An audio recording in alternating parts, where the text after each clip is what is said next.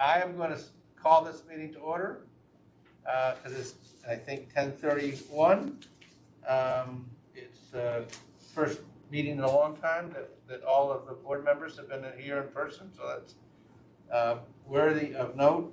And also just to say that this is the last, take note of the fact this is the last meeting of the year after, a continually remarkable and tumultuous year for all of us. So I think we've done remarkably well considering that. Business has continued. Legislation has passed. Regulations have been forward. I'll say it again at the end of the meeting, but I want to thank all of the board members and the staff and all of the cemeterians who tried to keep their head above water during these difficult times. So just to say that to start out. I'm Mark Patterson, and there's been changes. I'm representing Acting Secretary of State Roberto Rodriguez, and let's let the other board members themselves. Jill. Hi, I'm Jill Faber, representing Attorney General Letitia James. I'm Tom Fuller from the Department of Health, representing the new Commissioner, Dr. Mary Bassett. Okay, so I think that's all. And the staff are here. Louis, just introduce Louis Polshuk, Director, Division of Cemeteries. and Alicia. Alicia Young, Assistant Director, Division of Cemeteries. And Robert. Rob Vanderbles, Counsel to the Division of Cemeteries. Great. And the new staff member was here last year, last meeting. Carrie. Carrie Perezzi, Associate Accountant, Division of Cemeteries. And Glenn Green, Investigator, Division of Cemeteries. I guess I just get the people that are in the room because there are other staff online, but we'll move forward. Where did Joe go? We have distributed the minutes of the previous board meeting, and I'll make a motion. Well, does anybody have any corrections or suggestions or things to change in the minutes that were distributed? Nothing. Okay, so I'll make a motion to accept the minutes of the previous meeting as distributed. I'll second that. All in favor? Aye, motion carries. In addition to the legislation and regulations report from Rob, do we have a new child report or anything other exciting things more important than legislation and regulations? Absolutely more important. Thank you, Mark. This is Rob Vanderbles from the Division of Counsel. So the new child report is that Marcy has joined us. She is happy and healthy along with mom. I just got word that she smiled 8 times this morning on purpose, not for any other reason. And so they're both doing very well. Thank you. And you got a month of time to spend with her. That's great. It really was. Thank you. So the no legislation report, they're not in session.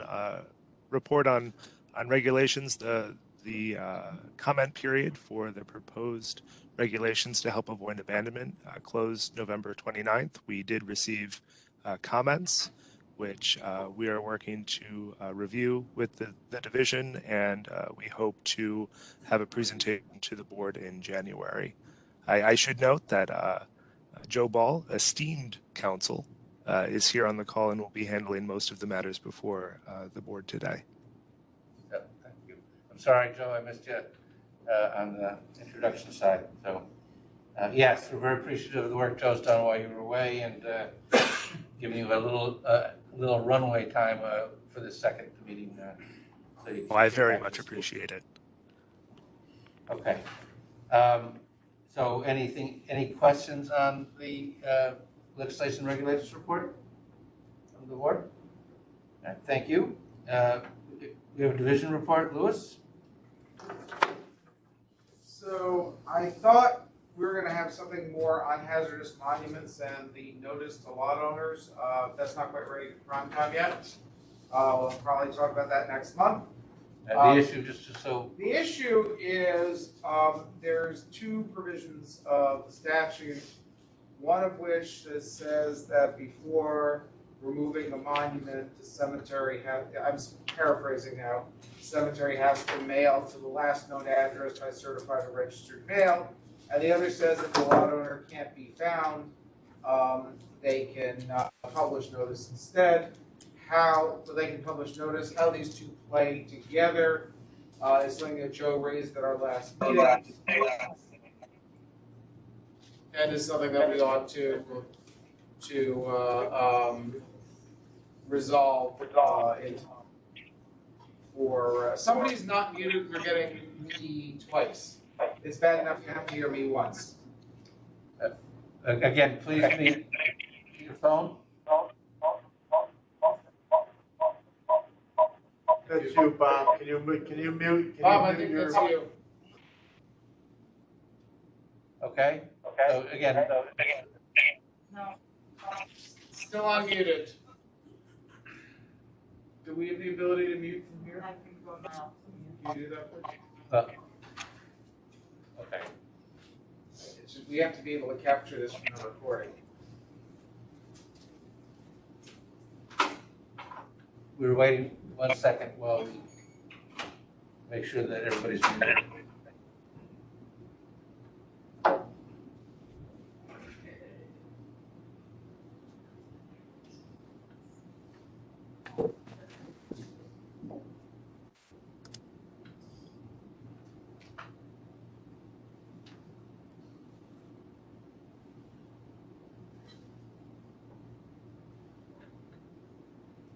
Okay.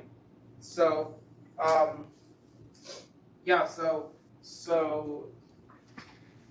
where was I? The point of that is that we've had several applications where people, because of the age, generally speaking, because of the age of the lot owners and the time it's taken for them, nobody's had any contact, move straight to legal notice. We want to make sure we put down a way in which is clearly compliant with the statute to reach out. So some due diligence process that the board would then consider. So, thank you, Liz. Go ahead, Peter. Yeah, so we're working on that. In terms of staffing, we do actually have, somewhat to my surprise, an update. We have a senior accountant starting here in Albany come January 6th, which is good. I'll introduce her at the next meeting. I'm still a little surprised that we're actually hiring on this position, so I don't want to say any names or anything yet, just in case it all goes magically away, just like it's magically falling into our hands. We have another person we are trying to hire. We are waiting on the Division of Civil Service for that one. And we have the green light to hire an investigator out in Buffalo. The position is posted. The canvas closes on December 22nd. Mike and I anticipate doing interviews in the new year and acting pretty quickly after that, hopefully, which I think will leave us with only 2 vacancies. But the other associate accountant position and our office assistant position has been vacant since 2000. Well, that's been vacant since 2019, but not ours since 2011. So there's that. Next is, with the new year comes the annual report mailing, which we'll be sending out probably the second week in January. And the obligation of most cemeteries, those whose fiscal year ends December 31st, to send us their annual reports, and the obligation of cemeteries to send us vandalism and assessment payments and updated trustee lists, which also happens in the first quarter of next year. So just be aware that that's out there. Please do it. Even better if you can do it online.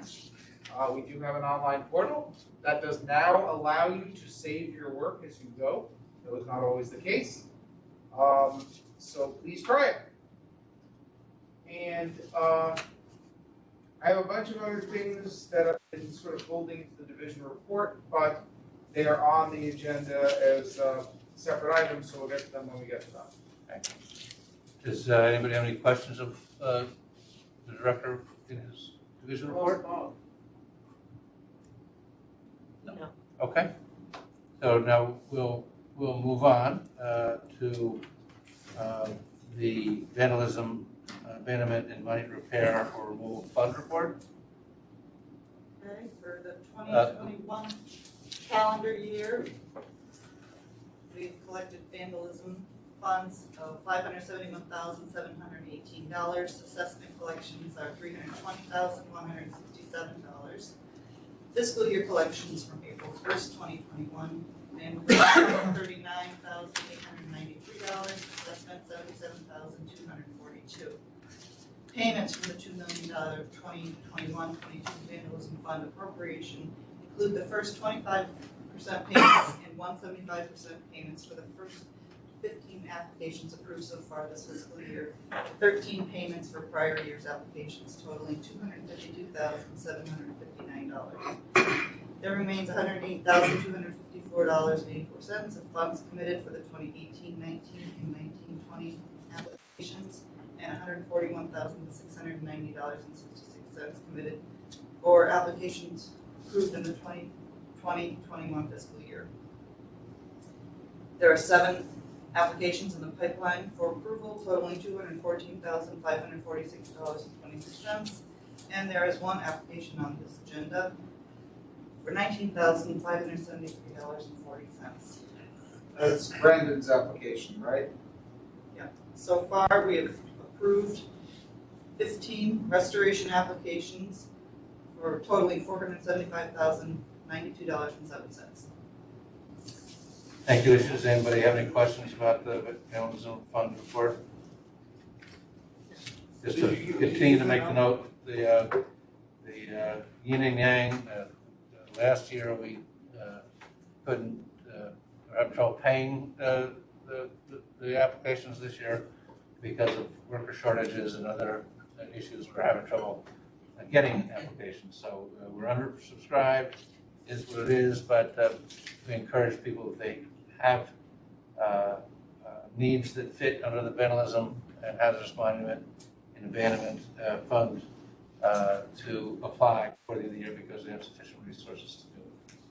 I mean, we anticipate that a lot of this has to do with pandemic recovery and inability to get contractors, and it's not a structural change that going forward we're going to have far fewer applications. Yep, that's what we think. So, okay, so we have 1 Vandalism Fund application from Fly Creek Cemetery in the amount of $19,573.40. The cemetery is in Otsego County, and Brendan is going to give us a report. Hey, good morning. It's Brendan Stanton with the division. We have an application from Fly Creek Valley Cemetery, town of Otsego, Otsego County. This is their 4th application for restoration of monuments. They anticipate that it's going to be their last, but it's a large cemetery and I like the region, very old. It's an application for 26 monuments. I visited the cemetery. The monuments did appear to be hazardous, so I have recommended in favor of approval in the amount of the lower estimate, pursuant to our new policy. I did review. I did some research to try to find out the most recent monument. 1909 was the most recent date I was able to find. I contacted the cemetery. They did not make any additional attempts to contact anyone. But I do recommend in favor of the lower estimate and recommend that this application be approved. So I'll add 2 things to this. Number 1, I'll apologize, and I will not try to access the applications on the website through my phone again, because I end up in the wrong place and it starts playing videos, and that's annoying. Number 2 is when Brendan refers to a new policy, this is sort of the interim approach we took last month to address this issue when it arose. Going forward, we hope to have something a little more formalized than this, but the idea is the last time any of the newest monument in the cemetery is from 1909. Not in the cemetery, that's subject to the application. So the odds of finding someone by mailing anything there are like 0 in this particular case. I mean, and frankly, it's typically the case. It's typically the very old monuments that are the ones that need repairs. Okay. So does Council Joe have anything to add to this application? No, I think I made the point last month that the statute does require that there be an effort to find the monument owner. And in this case, it sounds like the determination could be that because the monument is so old, the cemetery has no information as to how to even try to contact the monument owner. And therefore, they went directly to the notification by publication. I did notice in the write-up that there was a mention that the published notice didn't specifically mention the lot number. I believe it didn't mention the name of the person whose name appears on each monument. So a notice directed to the people who have an interest in the lot where that monument is located. Ideally, it would include the lot number, but I think including the name of the person who's named on the monument is, as a practical matter, a good way to try to notify people who may have an interest in the lot where the monument is located. I would recommend for future reference that we try to encourage cemeteries to include not only the name of the person on the monument, but also the lot number. So this, thank you, Joe. Any other comments from council? Okay, so again, this issue, we've run into it for a couple months in a row. It's one that we need to tighten up. Obviously, the statute says certain things, which we can't change the statute. Division and council are tasked with coming up with guidelines or procedures, which we would present to the board to see if we could say that in fact meets the needs of the statute. So that's that. We want to tighten that up because it does make sense that you have some process of thinking about whether or not the lot owners are contacted or identified. So noting that the application is at least got some technical deficiencies, other board members have any questions about this application?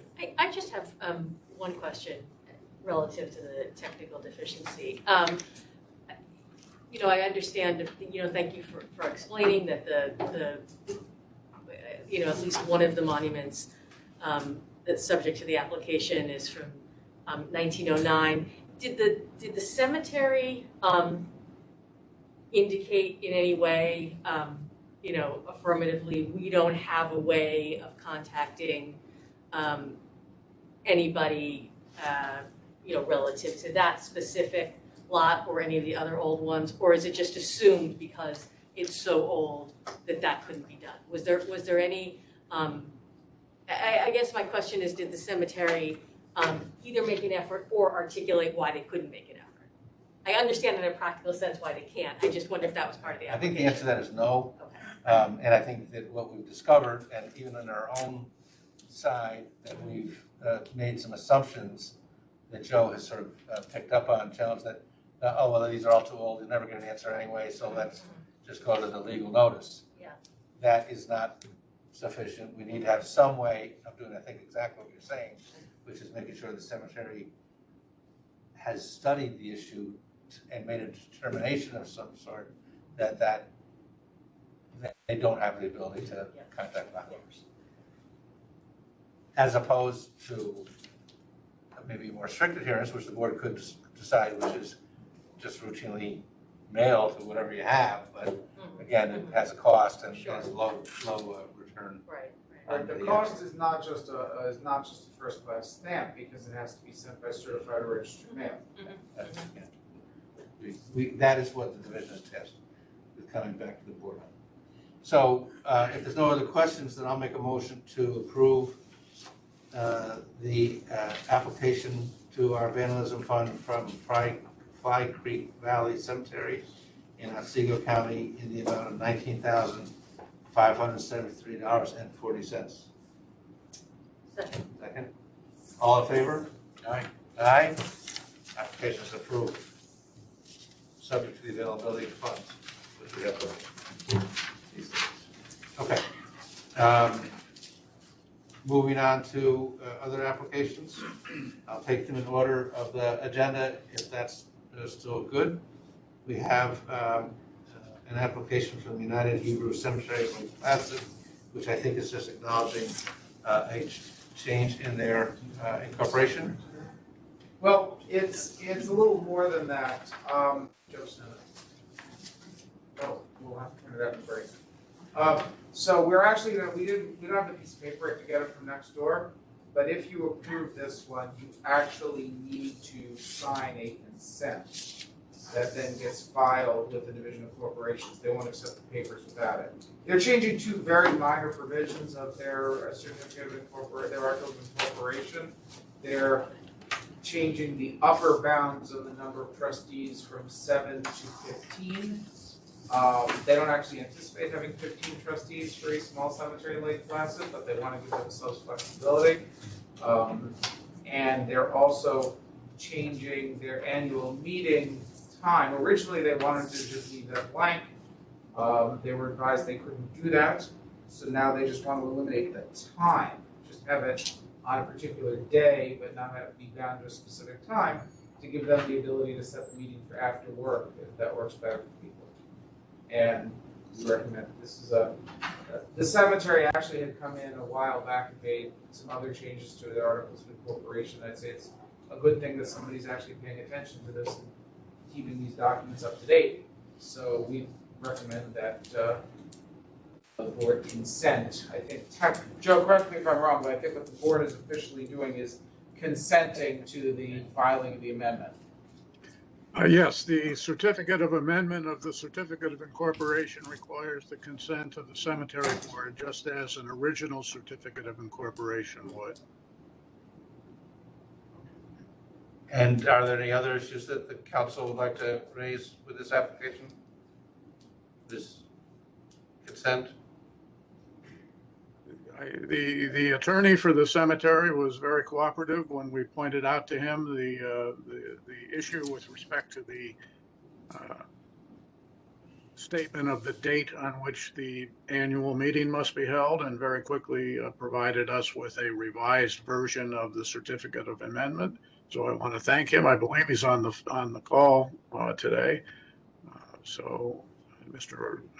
Weingarten, I thank you again for your cooperation. You're welcome. Thank you very much for yours. All right. Does any board members have questions about this application? All right. So I'll make a motion that we recommend the amendment to the amendment to the certificate of incorporation. I think that's all I need to do. Is that sufficient, Joe? Is that a sufficient motion? The document says that the cemetery board consents to the certificate of amendment and consents to it being filed. Okay.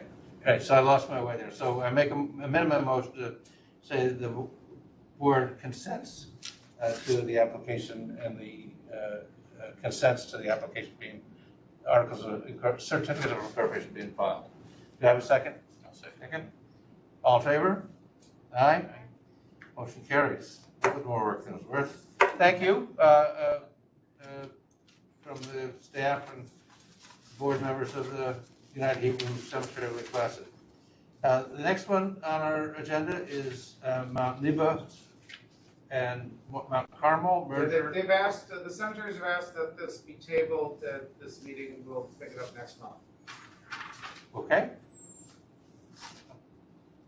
The motion, I don't think, do we need to table it? Is it well, I'll make a motion that the application be from Mount Nebo and Mount Carmel for merger and major donation be tabled to the next month. Second. All in favor? Aye. Application's tabled. I don't know if I had to do that or not, but it's next is Woodlawns Cemetery land house sale. Somebody present that to the board. Okay. Hi, this is Len Green, investigator, Division of Cemeteries. We have Woodland Cemetery, which is a medium-sized cemetery in lovely Cambridge, New York. I can say that because I live there myself, and it is a nice little town. So they want to sell an old caretaker house that is no longer being used. It's, I don't think they've had a superintendent living in the house for many years, and it's falling into disrepair. So cemetery would like to sell it so that they are not burdened with any costs associated with the upkeep of the property. It also includes a large barn that sits directly behind the house, and that is included within the sale. So they had received an offer to buy the property for $145,000 cash, and they are looking to sell it as soon as possible. And I think it is a good, it's good for the cemetery because they no longer have to try to sink money into it. They're not using the house, and it's no use to them. And so if they can sell this at this point for that amount of money, then I think it's a good thing for the cemetery. The appraisals, there's two appraisals. One of them came in at $145,000, which is the selling price, and then another appraisal came in for $130,000. So they're right at the upper appraisal mark. So I think it's a good thing, and they should sell this house at this time, and because the offer might not be there at a future point. Yeah. And the money goes to? The net proceeds will go into the permanent maintenance fund. This is a little unique in that the house and barn sit across the street from the cemetery property. On that land, also next door, is a chapel, right, Mike? Right, the chapel sits directly behind the barn. The cemetery intends to keep the chapel because they use it for its services. However, the chapel's water supply and electric supply are tied to the house. So they have to get new electrical and water supply to the chapel. Separate application. Separate. To the extent it involves a major renovation, we're actually not sure it does. If it does, it will be the subject of a separate application. It's not part of this application. The cemetery, though, is netting out the cost of doing that work from the proceeds. So we're setting aside the funds for it, I should say. Yeah. And we're okay with that We're okay with that. The only question I had was, I noticed in the pictures, the barn looks like they're storing mowers and tractors for the cemetery there. So currently, yes, Do they they are have any using other the outbuildings? barn. And the original proposal had asked if they could use $11,000 from the sale to build a new storage shed. We didn't think that was appropriate. They are using it right now to store equipment and The sales agreement, they've agreed, the purchaser has agreed to allow the cemetery to continue to use the barn for storage purposes here from the date of sale. So this new storage shed is kind of put on. I don't come up with a plan for that. From what I understand, the cemetery doesn't have a lot to store. They have a John Deere Gator tractor, and they've got burial supplies like lowering devices in the grass that they use for burial, but they don't have a Eventually they'll have to come up with a storage alternative plan. Yeah. But this purchaser is allowing them to keep using the barn for interim. Bob, have anything to add?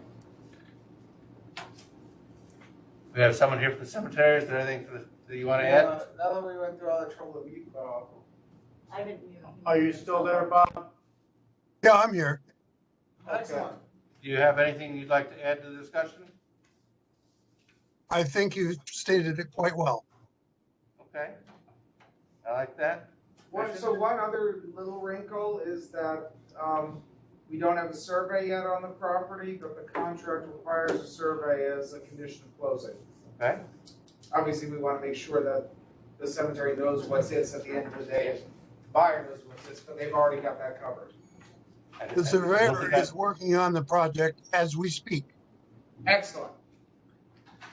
Does council have anything to add to this discussion, this application? Yes, I'm afraid so. One item that I just want to raise is I understand that one of the two purchasers of the house is a gentleman who has a contract to maintain the cemetery and also is currently working on a restoration of dangerous monuments using, in part, an award previously made by the cemetery board.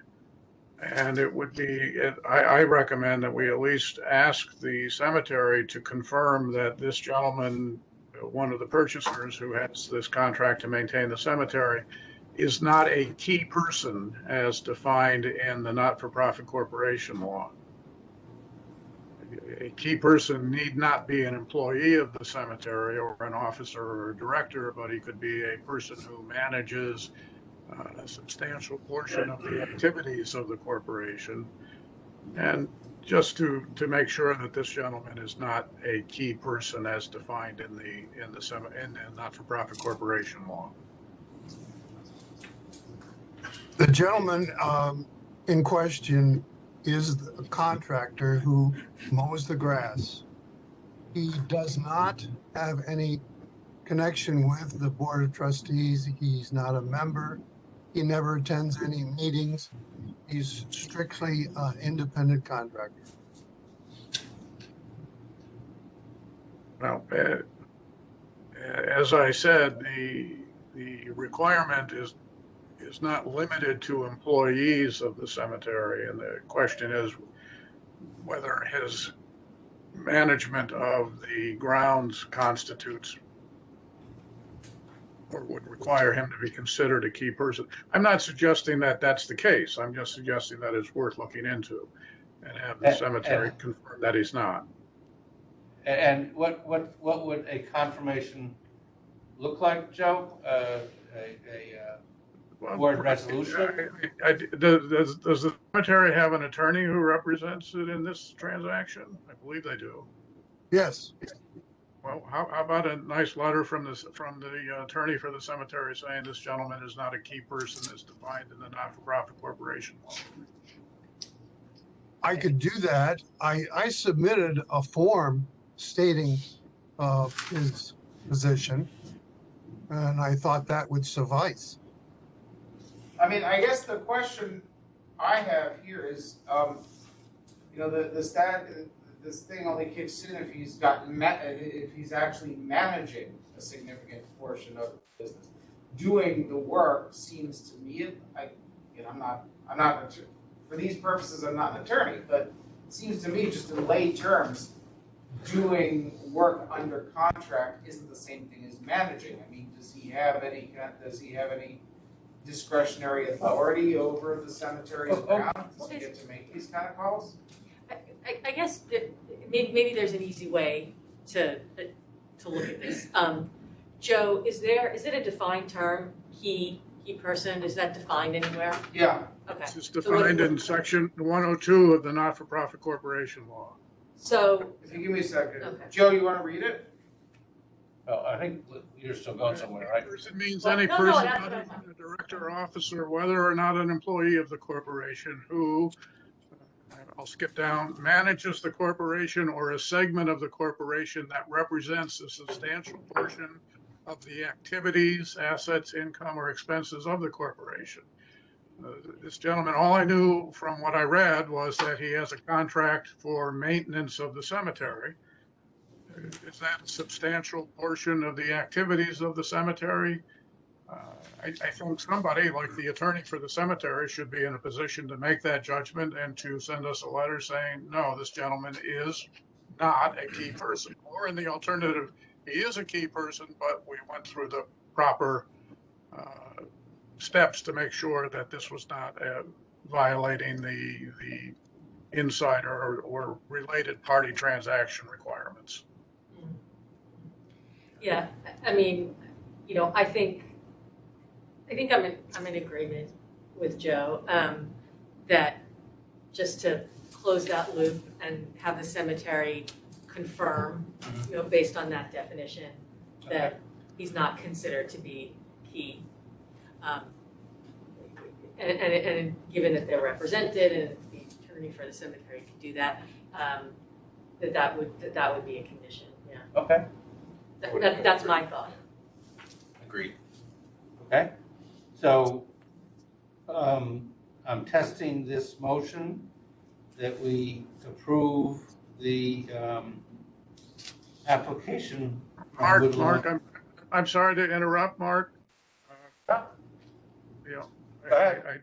I did have several other observations. My fault, sorry? No, quite all right.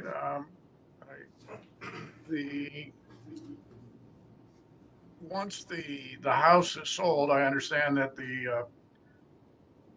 it's going to be necessary to install a new electrical system and perhaps dig a new well and perhaps install a new toilet facility of some kind in the chapel building that the cemetery is going to retain.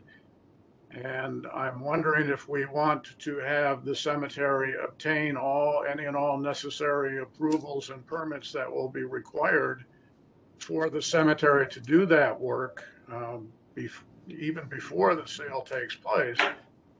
And the reason I say that is I'm not sure what requirements apply in a village, or in this village in particular, or villages in general, or in Washington County, particularly with respect to the proposal to have a toilet that is not hooked up to a septic system or to a municipal sewer system, whether or not you can dig a well on property in a village, whether or not this property is big enough to accommodate a well, whether or not this property is on a site where a well can be dug. And if after the sale takes place, the cemetery finds that it is unable to use the chapel building because it can't get electric, it can't get water, it can't put in the proposed toilet, they're going to end up with a chapel building that they can't use. The chapel building the use of the chapel building does not require water and septic.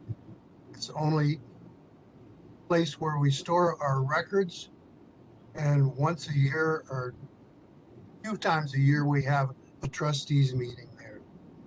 It's not used by the public, hasn't been in years. So that wouldn't happen if no permits are required for digging a well in the village of Cambridge, and I can't see why a gas toilet would not be approved. I don't think there's any requirement that that be permitted.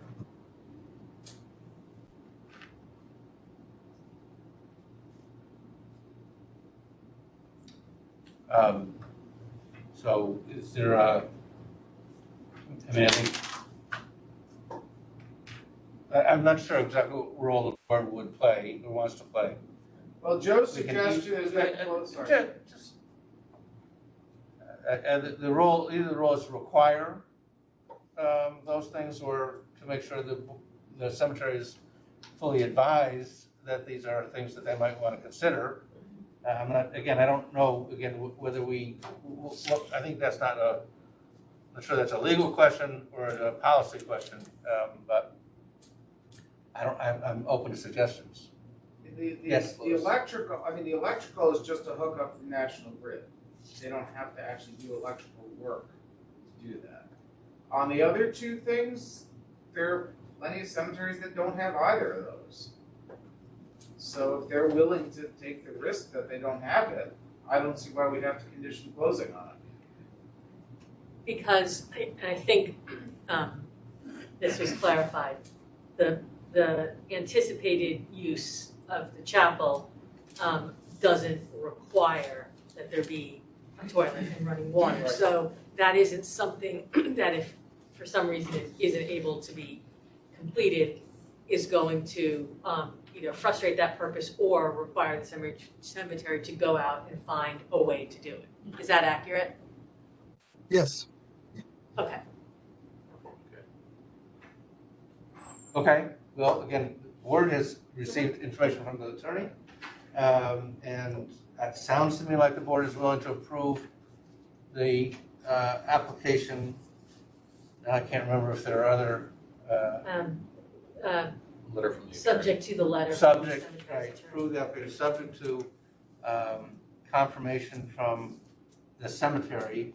We suggest a letter from their attorney confirming that the purchaser is not a key member, or that they go through the conflict of interest procedures that would be required prior to the sale. Yeah, Mark, the term is key person. Key person, thank you. Is there a third thing that he had? Say again? What was, Did Joe have Joe had another point he wanted to raise? I don't know, Joe, did you want to, Joe Wall or Joe? Joe Wall. Did you have another issue to raise, Joe? I apologize, I couldn't quite hear when there was a discussion of the expenses that were going to be withheld from the proceeds of sale. Did they include the money for the building of the new storage shed? No, we're not recommending that be included. All right. And that would come to us in a separate application. Right, but then the question was, could they net that out of the proceeds? And the answer is, we don't think they can, and Joe don't think we can, and they're okay with that. Okay. Okay. So, Joe, have we heard all of your concerns or issues? Yes, and I, to the extent that I made assumptions on what the use of the chapel building was from the fact that it's referred to as the chapel building, I have once again learned my lesson that you shouldn't assume anything. We appreciate the fact that you raised those issues. So, Yeah. again, I have on the table a motion to approve the application of Woodlawns Cemetery to sell their caretaker's house and barn, subject to us receiving assurances from the board that they've made a determination that the person who's buying it is not a key person, key member, whatever the right phrase is, and that, or that they've gone through the conflict of interest procedures that are required prior to this close on the house. Is that the right motion? I think that's right. Okay. And do I have a second? I'll second. All in favor? Aye. Motion is the application approved with those contingencies. Thank you, Joe, for filling in. Next application is Niagara Falls Memorial Park, a new retort and PM loan. Lewis? Mike, why don't you talk about the new retort piece of this first, and then I'll talk about the PM loan piece. This is Mike Seelman from the Division of Cemeteries. Niagara Falls Memorial Park is located in Niagara County. Currently they have a 1981 retort, and they do cremation. They have requested to replace that with a new Power Pack 2 Plus cremation unit. The total cost for this is going to be $209,000. Basically, the existing retort is 1981. It's kind of outlived its usefulness. In addition to that, the DEC has regulations that will render it unusable shortly. They've complied with all the requirements from the investigative side, and I've recommended approval based on that. However, I'll leave the financial approvals to the accounting staff. So I don't see Kathleen on here, I'm gonna take a crack at this. The cemetery does not have sufficient unrestricted funds to pay for this. They need to borrow against their permanent maintenance fund. And they went to court before the board acted, before we put this before the board, to get approval of a permanent maintenance fund loan. through, we asked the AG to represent us. Mike Russo in their Buffalo office did that, and we got the court hearing adjourned until this Thursday, and used that time wisely to come up with an agreement on what we would ask you guys in turn to recommend approval of. Assuming, now I have a little bit of a confession, I neglected to put the actual proposed order before the board. I'll summarize the material terms of it. And so what we're looking for on the PM loan is a recommendation that the court approve a loan with the following terms. So by way of background, the cemetery's restricted balance in its the funds at market in the PM fund are about $300,000. After some negotiation, we came up with an agreed loan amount of $171,000. It's going to be repayable at $1,320 a month over 10 years and 9 months, with a final payment that's a little bit less than that in the 10th month of the 10th year. No interest on the loan. And as part of this, there was apparently funds got deposited into the wrong account at one point for allocations to the permanent maintenance fund. The cemetery is taking care of that. We would ask that the court not. We ask that there be proof that the deficit in the PM fund, which is $9,896.91, that we get proof that that was transferred, and we also get quarterly reporting both on PM loan repayment and on PM allocations during the term of the loan. The repayment is only going to start 6 months after they take the money out to give them time to actually use it and start making the money back with the new retort. All of that said, we're in agreement with the cemetery, and the AG's office is fine with this too, with making a recommendation of approval with that. That plus about, I guess, a little under 40 grand in general funds will be used to do this deal and get the retort, which they obviously need. For purposes, I'll try to formulate a motion for you if you like. Since I've got all these things here. I mean, the simplest piece is that well, first, why don't you see if you have any, why don't you discuss first and all? Do you want me to put it out there first? And then No, well, that doesn't matter. I just think. Let's see if Joe has anything. I mean, And Joe is pretty involved in these negotiations. We want to too. check with council. So I'll do that first. Council, do you have other things to add to that conversation? No, Louis, I could read something. I took the liberty of preparing something if that would, no. Please, please. Go for it. Yes. Okay, well, this would be a suggestion, and if a cemetery board member would like to make the following motion and then have it seconded and voted on, maybe it would work. And it would be as follows: with respect to Niagara Falls Memorial Park Cemetery Association, Inc., I move that the cemetery board consent to the Supreme Court making an order approving a loan in the amount of $171,000 from the cemetery's permanent maintenance fund on the following terms. 1, before the loan is taken, the cemetery shall transfer $9,896.91 from its general fund to its permanent maintenance fund, and shall provide the Division of Cemeteries with documentation of that transfer. 2, the loan proceeds shall be used for payment of the removal of the cemetery's old retort and the purchase and installation of a new retort. 3, the loan shall be repaid in 129 monthly installments of $1,320 each. First such installment to be made 6 months after the court order approving the loan is signed, and one final installment of $720. Or the monthly installment shall be deposited into the cemetery's permanent maintenance fund And 5, the cemetery shall provide the division with quarterly statements confirming that the monthly installments are being paid and deposited into the cemetery's permanent maintenance fund, and 10% of gross proceeds of each lot sale and $35 from each interment are also being deposited into the cemetery's permanent maintenance fund. I'll make that motion. I was just gonna ask.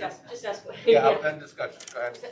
Just one confirmation that those conditions, Joe, that you just read, will be incorporated in the proposed order that gets put. They already are. They already are, okay.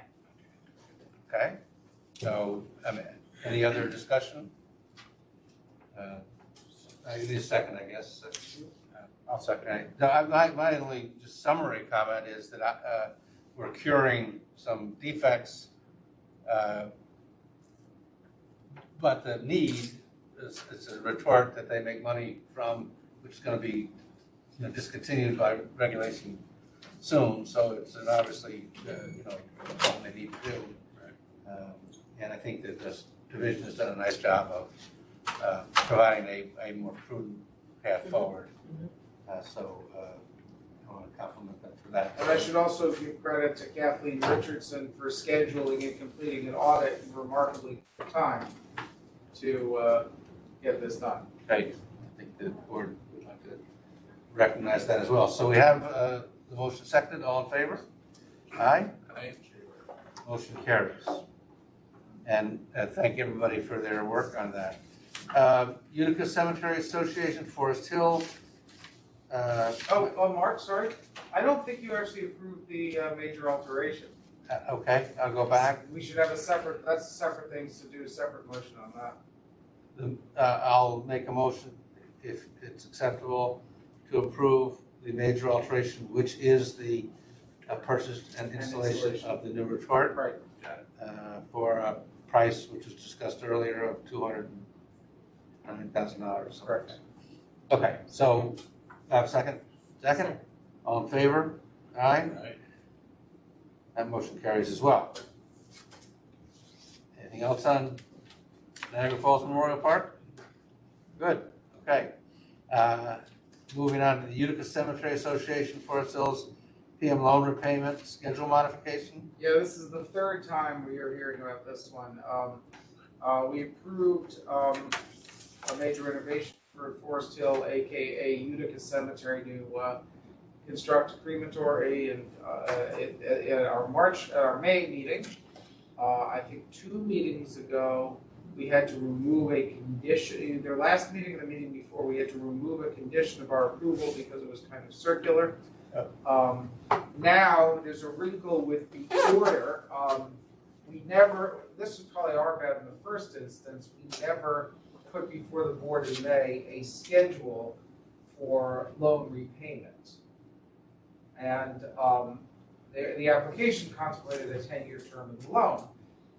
They're still going to take 10 years to repay the loan. The problem is they want essentially a 15-month payment holiday so that they have time to construct the thing before they start repaying. We don't have any problem with that. And again, we've negotiated, in this case, the AG's office has negotiated an order that everyone's okay with, but we need you to consent to that order. In this case, I remembered to attach the order to the stuff that I circulated to you guys.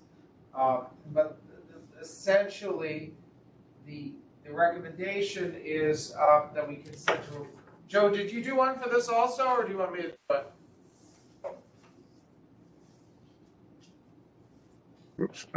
No, I exhausted myself on Niagara Okay. Falls.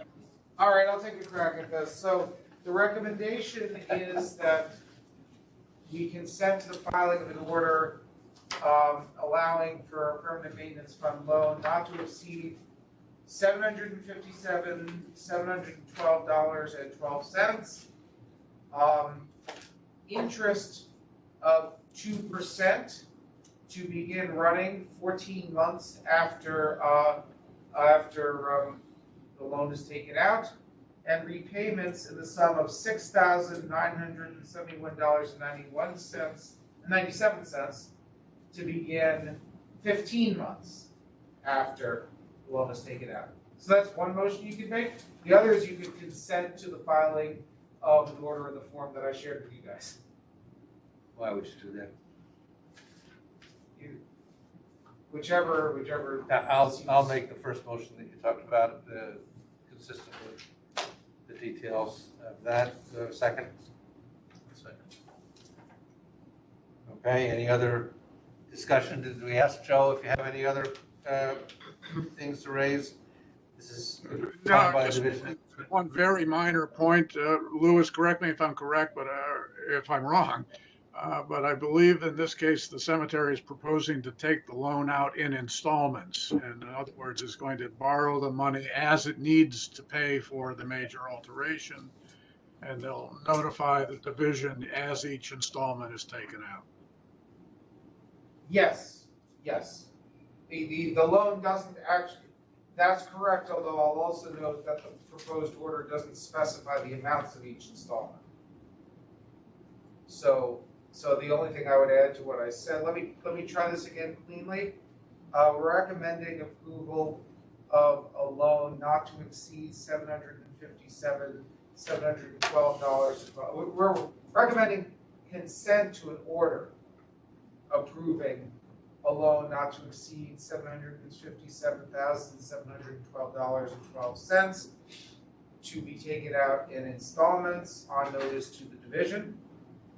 Repayments shall be at 2% interest commencing the 14th month after the first installment is taken out. And repayments begin the following month, the 15th month, continuing for 10 years at a sum of $6,971.97 per month.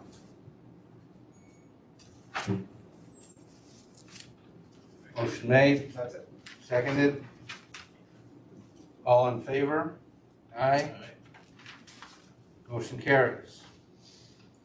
Louis, you have a report from Mount Olivet? Yeah, I do. This is going to be I thought we'd have a little bit more detail here. I'll give you a very brief summary, and we're going to have a recommendation on this. So we have finally received Mount Olivet's forensic auditor's report. We received it so late yesterday, I did not share it with anyone else. The board just haven't read it yet. And we also got a report from council to the cemetery. The cemetery has taken a couple of actions as a result of the report. Number one, Dan Giglio was terminated. There's a delay in the effect of that termination, and there's a certain amount of time he's being given since he lives on premises, vacate premises.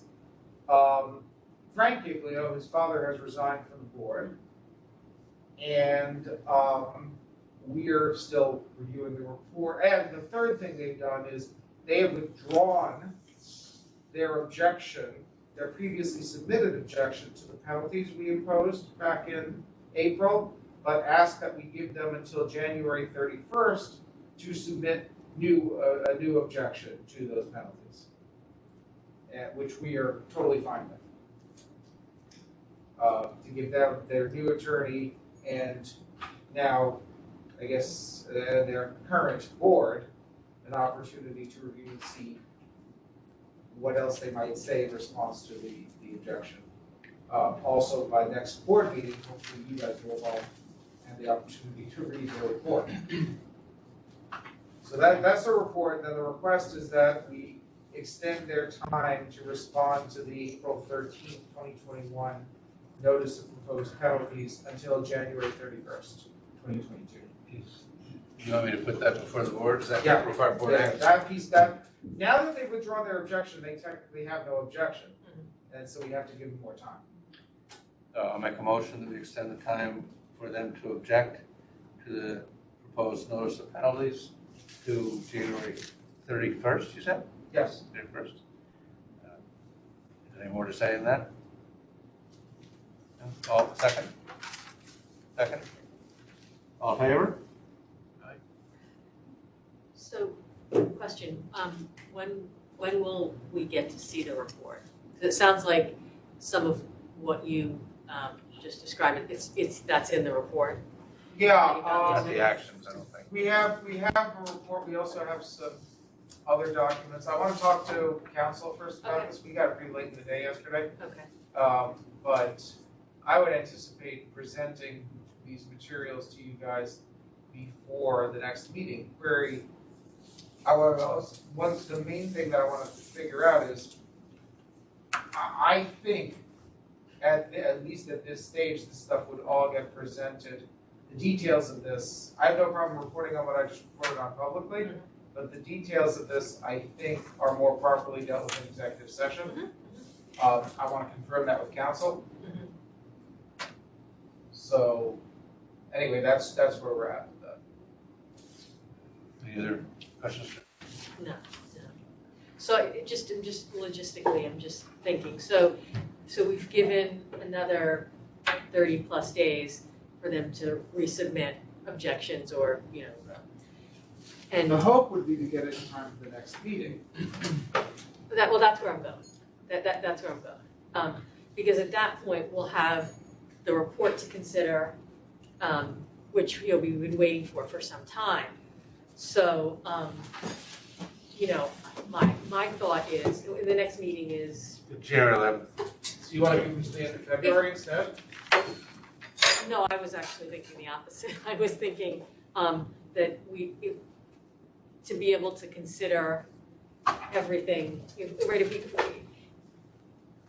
is probably something that I need to think out a little more, but I'm just not, my question is, Well, given the 31st, maybe we should modify that to a shorter period of time. I'd like to modify it for a shorter period of time, because if we're gonna be,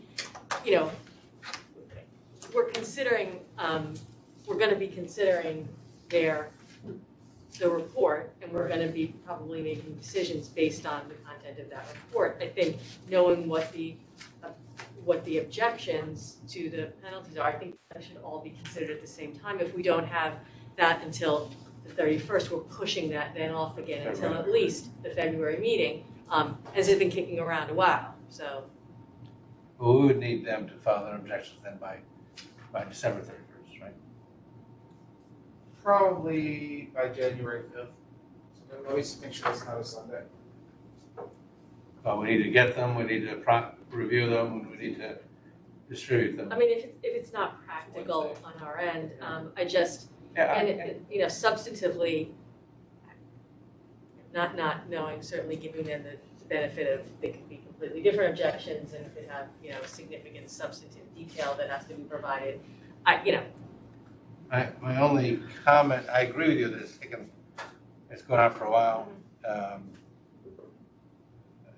But the board, once sort of put on notice, has been pretty compliant. I think you're right. I mean, it's taken some time to get that report. Yes, it's taken some time, and on a practical level, not sure the objections from the, not all of its perspective, objections to the fines have changed, other than they want to, reiterate that they object to the fines. But again, giving them that Their additional time. basis for objecting to the fines is gonna be substantially different from the basis they objected to in July. So, I don't know whether. Well, Jill, would it suffice to ask the division we've given them to the 31st, we could modify that, but we could just say, is, if at all possible, to get the objection in, to ask the cemetery to get the objections in before that, so we can consider it with the thing. I don't mind modifying that. Yeah. Because they can add, we could relent on that at the next board meeting. Yeah, I mean, I think, on a practical level, we're looking at the holidays coming, and then when can we get them and distribute them? So, I guess I'm fine, I just would have concerns about pushing it out any longer. Well, let's see if we can get it in time to have everything for the January meeting. If not, we could, the February meeting is February 8th. It's not so much later. Your point, well taken. Yeah. Are we done on all of it? Yeah. So now is the opportunity for people to speak to the board, public comment on matters that before the board or other matters that are within our purview. If you are, I didn't ask Rob or anybody to read the rules of the road in the beginning because I forgot, but if you're a lobbyist, you have to identify yourself. And we would appreciate if you're commenting, you identify yourself anyway because we have to keep a record. So, does anybody here wish to speak to the board? Don't let me down, David. I'm not going to lay you down. I'm just waiting to see if there's anybody else online who wanted to share. David Fleming from the New York State Association of Cemeteries. I would just offer up the willingness of NYSAC to continue working with the division of the board on the issue of the dangerous and dilapidated monument applications, and any change in policy is something that we really care about, in particular for our smaller members. And in particular, maybe a bigger discussion with the board about possible legislative changes if necessary based on the policy. I know that's not something that you're necessarily advocating. But as Mr. Polishek pointed out, the cost associated with some of these mailings for a small cemetery who already doesn't have the funds even to publish the notification in the newspaper and is getting reimbursed for it by this program can be overstated. I think that it's extremely expensive, particularly on situations. I've operated cemeteries. I see them where you have rural Route 1, and that's all you have for someone. There's no way that's going anywhere. It's not getting past the postmaster, and it's just a waste of money. So if there's some way we can continue to work with you on that, we'd be happy. So thank you. Happy holidays. Thank you. Is there anybody else wishing to address the board? Our next board meeting is scheduled for January 11th. Same time, same bad time, same bad station. I don't know when the remote option expires. After that meeting. So it is possible to do then remotely. Again, I'd like to take the opportunity at the end of the year to congratulate and thank the staff for their work during this year. It's been, a difficult year. We're substantially down staff, and it's good news that we're able to be hiring again. And we're grateful that there are people who want to come and work for us, so we appreciate that. I'd like to thank the people who work in the cemeteries because it is, whether you're big or small, an important responsibility that we take seriously and they take seriously. And that includes our help from NYSAC and others who help us do a better job. So again, I think it's worth noting the pandemic is an event of a lifetime, at least mine, and it has changed the way we do business. It's changed the way a lot of things go on, but we have persevered. So I appreciate that. Thank everybody for their efforts. Does anybody else want to add anything? Any other board members want to add anything to the end of the meeting? That looks very well said. No, thanks. Okay, then I'll make a motion to adjourn. Second? I'll second. Meeting is adjourned. Thank you all.